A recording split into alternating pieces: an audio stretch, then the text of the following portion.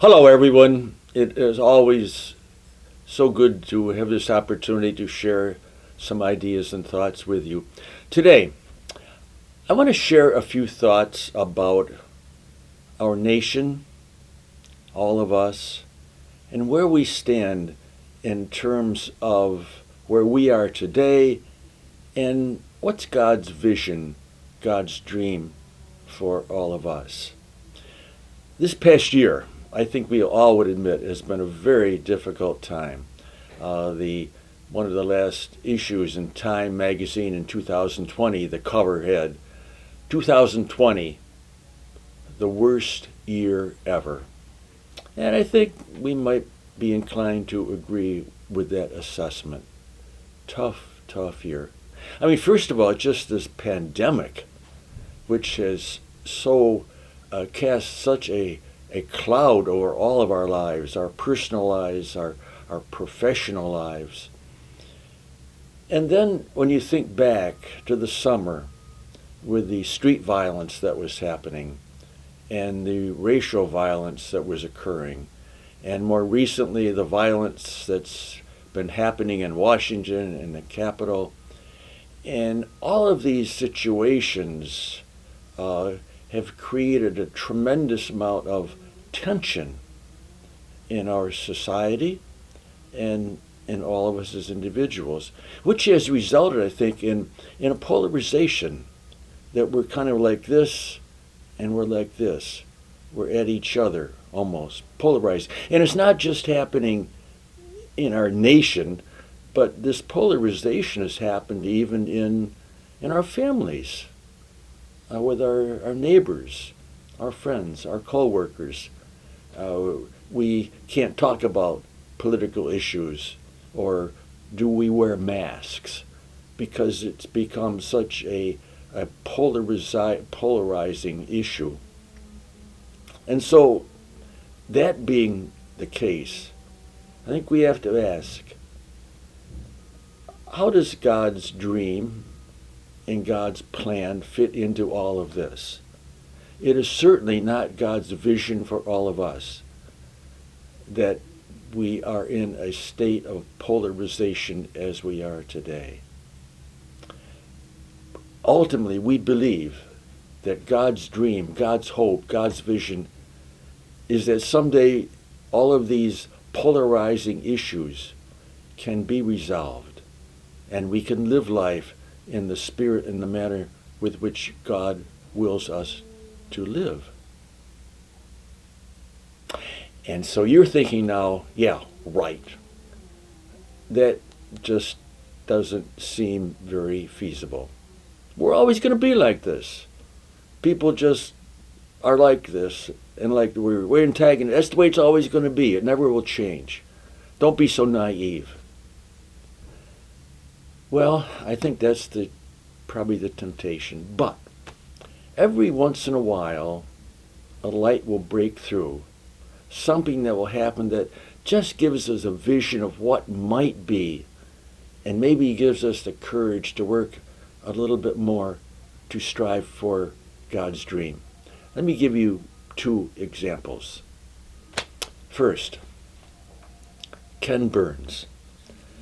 Ken Burns did a series on the Civil War. And the last segment, or at least part of the last segment, had to do with the Battle of Gettysburg. I don't know how it happened, but at some point in time, this is according to the Ken Burns segment, the survivors on the North and the South of the Battle of Gettysburg decided to come together and to have a reunion. And so they did it. And this is in the 1920s. Now you got to realize that we're talking 50, 60 years, so the survivors were obviously older people at this point in time. So they came together, they had the reunion, and someone had the idea and said, well, what if we reenact the battle? What if we walk it through again? So they thought it was an interesting idea, so they did that. soldiers from the South were here, the Confederates. The soldiers of the North, the Union, were on this side. And it was one of the battles they were reenacting there where it was going up one of the hills. And so they began to reenact this battle. And as they did so, realized, I said, this is in the 1920s, the soldiers from the South, their limbs and their bodies were no longer very agile. And so they began to stumble and fall as they tried to trudge up the hill. The Union soldiers, the soldiers of the North, saw what was happening. They left their position, came running down the hill. They helped pick up the Southern soldiers who had fallen. They helped pick them up. They embraced them. They encouraged them. They laughed with them. They cried with them. Folks, that's God's dream. That's the vision of God. When we can leave our position and go to meet another person, that is God's dream. That's God's hope.